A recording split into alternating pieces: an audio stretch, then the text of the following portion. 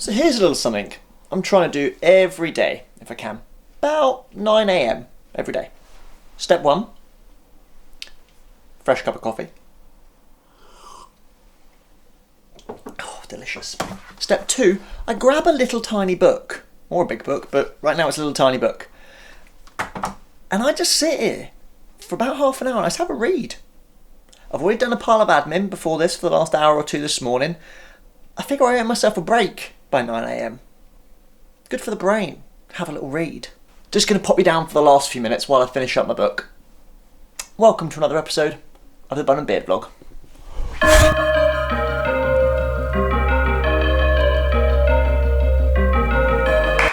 Welcome back to Jam Barnes. Good to have you with us here in the Barnes. I loved reading time this morning, but now it's down to work time proper. I tend to get all my admin out of the way first thing, ka-ching, and then I can come and play and be creative. In a minute I've got to do some flat lay stuff, and then I've got to take some photos of the new bandanas, and then after this I've got to do, Jess needs some photos of her new Internationals kit. But today I'm going to answer a question raised in a previous video by a viewer. A question was asked of us the other week. Why do we bother making YouTube videos? Now, to be fair to the bloke, I think he had just discovered YouTube for the first time. At least the way he phrased the question made it feel like he'd only just discovered the wealth of content there is out there on the internet. But that aside, he did raise an interesting question. Why bother? Why do we make content? Or as Franny and I put it, why do we make vids? Now before you ask, yes, we did steal that catchphrase from Peter McKinnon. He uses the catchphrase, just make vids. And that's something that Francis and I definitely buy into. And I'll tell you why, because we bloody love it. We really, really, really like it. So that's reason one. But I think it's deeper than that, because the real question the guy was asking the other day was, what would motivate somebody to want to do this? If everybody did it, who would there be, who would they be watching? And it got me thinking, because it definitely does take a certain type of personality to make videos like this. To want to make videos like this. Let me rephrase it. Lots of people want to, but it takes, I think, a certain type of personality to actually do it and persevere. Somewhere in there, I think, is the answer that the guy was looking for. So let's break it down. Wait a minute, let's not break it down. First, let's get some work done. Let's get a flat lay done, and then we'll break it down, shall we?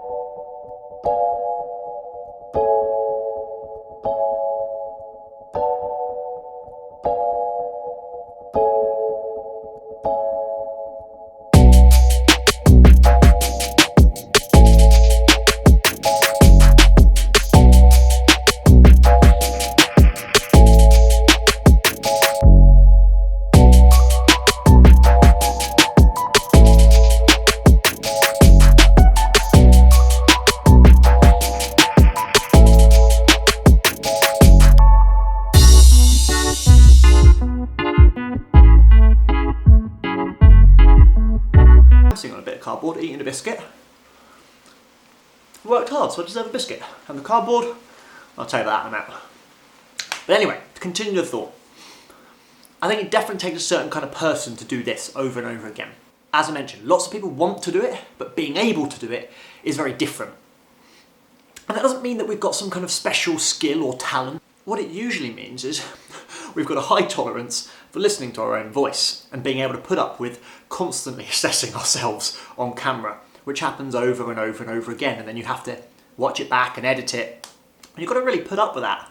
If you don't have a high tolerance for looking at yourself and not being very critical, making videos is hard. Really importantly, I think you've got to fundamentally love telling stories. You've got to love entertaining people. Ask anybody who's hung out with me socially. I love holding court. I love telling people a story, whether that be an anecdote that I've just experienced during the day, whether that be a story of something I did years ago, whether it be a story I've just kind of dreamed up or something I'd like to do. I love telling a story, taking people on a journey, entertaining them. I mean, yeah, that makes me centre of attention, and some people see that as an issue, but I really like being the entertainer in a crowd. I think that's a big part of it. If you want to do this, you're going to love telling a story. And there's probably quite a big difference there that I imagine some of you have even noticed watching the vlog. that I tell a lot of the stories. Jessica isn't a natural storyteller. She doesn't enjoy telling us stories, and she doesn't enjoy taking the lead in the vlog because of that. She loves being a walk-on character, she loves being part of the projects we're doing together, and she likes helping out with the process, but she doesn't like having a central role. We kind of divide the roles between us. I play to my strengths, because like I said, I love telling the story. Back in 5 minutes, I've now got to go jump up and down a bunch of times to try and capture a mid-air shot, which is going to be very, very difficult.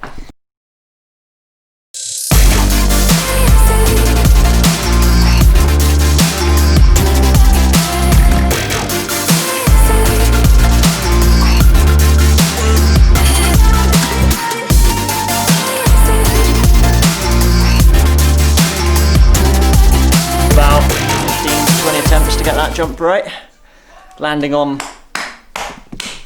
hard concrete, so now my legs are a bit tired. So we're going to change to something else that's not jumping. Why was I jumping up and down, you ask?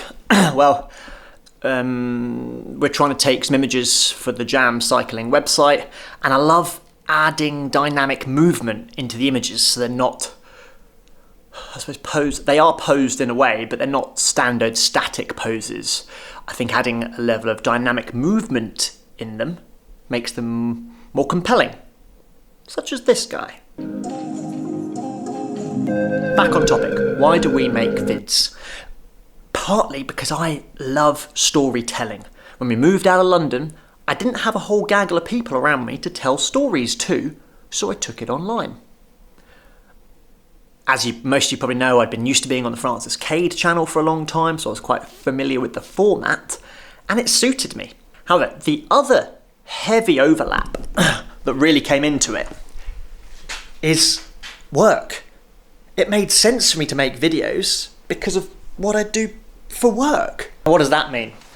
If you've got a brand and you're trying to advertise, market, or the term I prefer the best, communicate things, you do that through images and video of your products being utilised. Well, what better way to do that than have it in my own vlog? Kind of a continual passive marketing.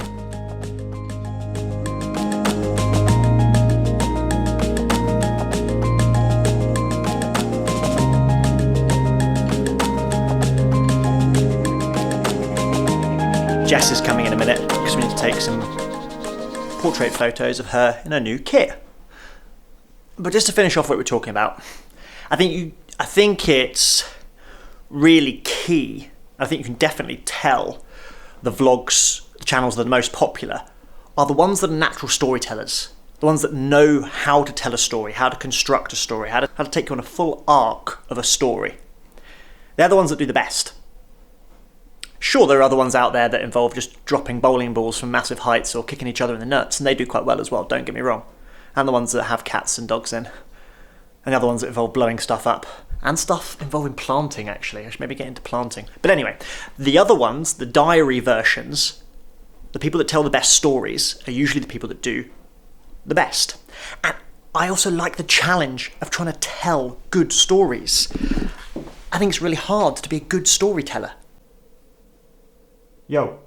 There she is. Hello. We've just done your photographs you needed.